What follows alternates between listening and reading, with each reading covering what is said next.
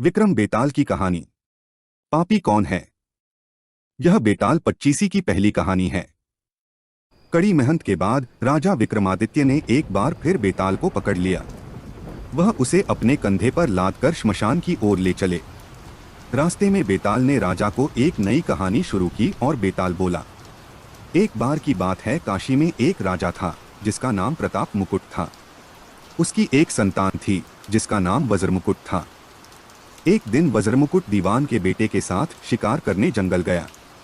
काफी घूमने के बाद उन दोनों को एक तालाब दिखा जिसमें कमल खिले थे और हंस उड़ रहे थे। दोनों दोस्तों ने वहां रुककर तालाब के पानी से हाथ मुंह धोया और पास ही बने महादेव के मंदिर में दर्शन करने चले गए। दोनों ने अपने घोड़े मंदिर के बाहर ही बांध दिए। फिर जब दोनों दोस्त दर्शन करके मंदिर से बाहर निकले तो उन्होंने देखा कि तालाब में एक राजकुमारी अपनी सहेलियों के साथ स्नान करने आई है। राजकुमारी को देखकर राजकुमार काफी खुश हुआ। राजकुमार और राजकुमारी दोनों एक दूसरे को देखकर मोहित हो गए, जबकि दीवान का बेटा वहीं एक पेड़ के नीचे आराम करने लगा।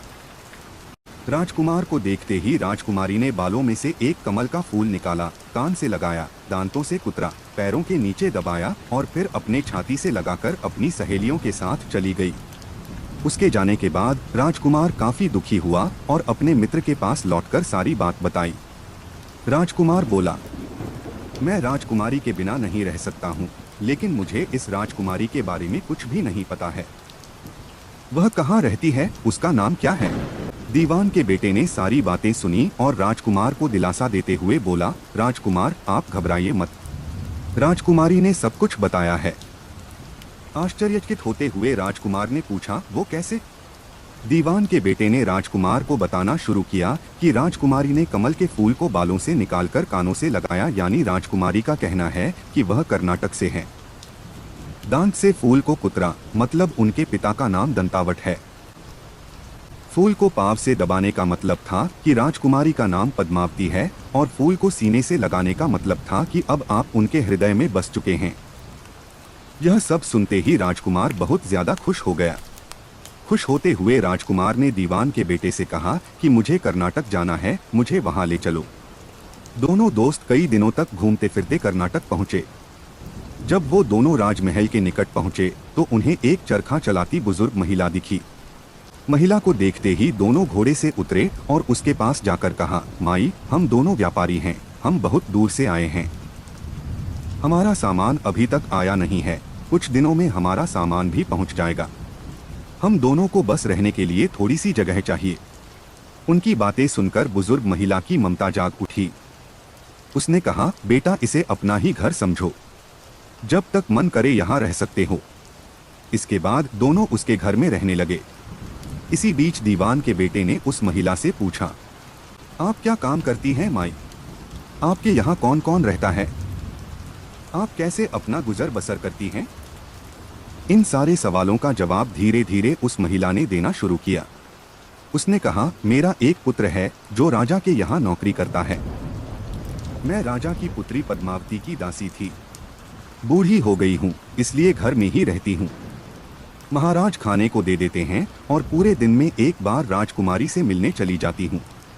इतना सुनते ही राजकुमार ने बूढ़ी औरत को कुछ धन दिए और राजकुमारी तक संदेशा पहुँचाने को कहा। राजकुमार ने उस बूढ़ी महिला को कहा, माई, कल तुम जब राजकुमारी के पास जाओ तो उनसे कहना कि जेठ सुदी पंचमी को तुम्हें नदी के पास जो राजकुमार मिला था वो तुम्हारे राज्य में आ गया है। अगले दिन वो बूढ़ी औरत राजकुमार का संदेश लेकर राजकुमारी के पास गई। उस महिला की बात सुनते ही राजकुमारी गुस्सा हो गई। उन्होंने हाथों में चंदन लगाकर उस महिला के गाल पर तमाचा मारते हुए कहा, मेरे घर से निकल जाओ। बूढ़ी औरत ने घर लौटकर राजकुमार को सारी बातें बताई। महिला की बातें सुनकर राजकुमार चौंक गया। फिर राजकुमार के मित्र ने राजकुमार को धैर्य बंधाते हुए कहा, राजकुमार आप चिंतित न हो, राजकुमारी की बातों को समझने की कोशिश करें। ध्यान दें कि राजकुमारी ने उंगलियों को सफेद चंदन में डुबोकर गाल पर मारा है। इसका मतलब अभी कुछ दिन चांदनी के हैं। उनके खत्म होने के बाद अंधेरी रात में मिलूंगी। कुछ दिनों बाद बूढ़ी महिला फिर राजकुमारी के पास संदेशा लेकर पहुंची। इस बार राजकुमारी ने केसरी रंग में 3 उंगलियां डुबोकर बूढ़ी महिला के मुंह पर मारते हुए कहा, भागो यहाँ से। फिर उस महिला ने आकर राजकुमार को सारी बातें बताई। राजकुमार यह सुनकर बहुत दुखी हुआ। इस पर दीवान के बेटे ने राजकुमार से कहा, इसमें दुखी होने की कोई बात नहीं है राजकुमार। राजकुमारी ने कहा है कि अभी उसकी तबीयत ठीक नहीं है, तो इसलिए 3 दिन और रुक जाओ। 3 दिन बाद वो बूढ़ी महिला फिर राजकुमारी के पास जा पहुंची। इस बार फिर से राजकुमारी ने उस महिला को फटकारा और पश्चिम की खिड़की से बाहर जाने के लिए कहा। वो महिला फिर से राजकुमार के पास गई और सारी कहानी सुनाई। तब दीवान के बेटे ने राजकुमार को समझाते हुए कहा कि मित्र राजकुमारी ने आपको उस खिड़की की तरफ बुलाया है। राजकुमार यह सुनते ही खुशी से उछल पड़ा। उसने बूढ़ी महिला के कपड़े पहनकर नारी का भेष धारण किया, इत्र लगाया और हथियार बांधकर राजकुमारी से मिलने चल पड़ा। राजकुमार महल पहुंचा और खिड़की के रास्ते राजकुमारी के कमरे में पहुंच गया। राजकुमारी वहां पर तैयार थी और राजकुमार का इंतजार कर रही थी। राजकुमार जैसे ही कमरे में गया, उसकी आंखें खुली की खुली रह गईं। राजकुमारी के कमरे में कई महंगी चीजें रखी थीं। रात भर राजकुमार और राजकुमारी साथ ही रहे। फिर जैसे ही दिन निकलने को आया, राजकुमारी ने उस राजकुमार को सबसे छिपा दिया। जब रात होने लगती तो राजकुमार बाहर आ जाता। इस तरह करते करते कई दिन बीत गए। फिर अचानक राजकुमार को अपने दोस्त की याद आई। राजकुमार को अपने दोस्त की चिंता हुई कि पता नहीं उसका दोस्त कहाँ होगा, कैसा होगा और उसका क्या हाल हुआ होगा। राजकुमार को दुखी देखकर राजकुमारी ने राजकुमार के दुख का कारण पूछा।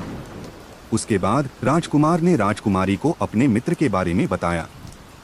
राजकुमार ने कहा, वह मेरा बहुत अच्छा और चतुर दोस्त है, उसी के वजह से मैं तुमसे मिल पाया हूँ। यह सुनने के बाद राजकुमारी ने राजकुमार को कहा, मैं तुम्हारे दोस्त के लिए स्वादिष्ट भोजन बनवाती हूँ, तुम उसे भोजन कराकर और उसे समझाकर वापस आ जाना। फिर राजकुमार खाना लेकर अपने दोस्त के पास पहुंचा। दोनों मित्र लगभग कई महीनों से नहीं मिले थे। मिलने के बाद राजकुमार ने अपने मित्र को सारी बातें बताई। राजकुमार ने कहा, मैंने राजकुमारी को तुम्हारी चतुराई के बारे में बताया। राजकुमारी ने तुम्हारे लिए भोजन भिजवाया है। यह सब सुनकर दीवान का बेटा सोच में पड़ गया। उसने राजकुमार से कहा कि यह तुमने ठीक नहीं किया। राजकुमारी समझ गई है कि जब तक मैं तुम्हारे साथ हूँ तब तक वह आपको अपने बस में नहीं रख सकेगी, इसलिए उन्होंने इस खाने में जहर डालकर भेजा है। यह कहते ही दीवान के बेटे ने उस खाने से एक लड्डू लेकर सामने बैठे एक कुत्ते को दिया। लड्डू खाते ही कुत्ते की मृत्यु हो गई। यह देखते ही राजकुमार को बहुत बुरा लगा। उसने कहा कि ऐसी औरत से भगवान रक्षा करे, अब मैं उस राजकुमारी के पास नहीं जाऊंगा। दीवान के बेटे ने राजकुमार से कहा, नहीं, अब कुछ ऐसी तरकीब निकालनी चाहिए जिससे कि हम उसे साथ में अपने घर ले जा सकें। आज रात तुम वहां जाओ और जब राजकुमारी सो रही हो तब उसकी बाईं जांघ पर त्रिशूल का निशान बना देना, फिर उसके गहने लेकर आ जाना। राजकुमार ने अपने मित्र की बात सुनी और उसके कहे अनुसार ही किया। फिर दीवान के बेटे ने योगी का भेष धारण कर लिया। उसने राजकुमार से कहा कि तुम इन गहनों को बाजार में बेच दो, अगर कोई पकड़े तो कहना मेरे गुरु के पास चलो और उसे मेरे पास ले आना। राजकुमार वो गहने महल के पास एक सुनार के पास ले गया। सुनार ने गहनों को देखते ही पहचान लिया और राजकुमार को कोतवाल के पास ले गया। कोतवाल ने राजकुमार से सवाल पूछे तो राजकुमार ने कहा, ये गहने मुझे मेरे गुरुजी ने दिए हैं। यह सुनने के बाद कोतवाल ने गुरु यानी दीवान के बेटे को भी पकड़ लिया और राजा के दरबार में ले गया। राजा ने पूछा, योगी महाराज, आपको ये कीमती गहने कहाँ से मिले? योगी का भेष धारण किए हुए दीवान के बेटे ने कहा, महाराज, मैं श्मशान में काली चौदस को डाकिनी मंत्र प्राप्त कर रहा था कि मेरे सामने डाकिनी आई। मैंने उसके जेवर उतार लिए और उसकी बाईं जांघ पर त्रिशूल का छाप बना दिया। यह सुनते ही राजा महल में गया और उसने रानी को कहा कि पद्मावती की बाईं जांघ देखे कि कहीं राजकुमारी के जांघ पर त्रिशूल का छाप तो नहीं है। राजा की बात सुनते ही रानी ने देखा और सच में राजकुमारी की बाईं जांघ पर त्रिशूल का निशान था। यह जानकर राजा बहुत दुखी हुआ। फिर राजा योगी के पास गए और कहा कि योगी बताओ, धर्मशास्त्र में बुरी औरतों के लिए क्या सजा है? योगी ने उत्तर दिया, ब्राह्मण, राजा, गऊ, औरत, पुरुष और अपने राज्य में रहने वाले किसी से भी कोई बुरा काम हो जाए तो उसे राज्य से बाहर निकाल देना जाना चाहिए। यह सुनते ही राजा ने पद्मावती को जंगल भेज दिया। वहां राजकुमार और दीवान का बेटा मौके के इंतजार में बैठे थे। राजकुमारी को अकेला पाकर दोनों उसे अपने नगर ले आए और खुशी खुशी रहने लगे। कहानी खत्म हुई और हर बार की तरह एक बार फिर बेताल ने विक्रम से पूछा, तो राजन बताओ इस कहानी में पापी कौन है?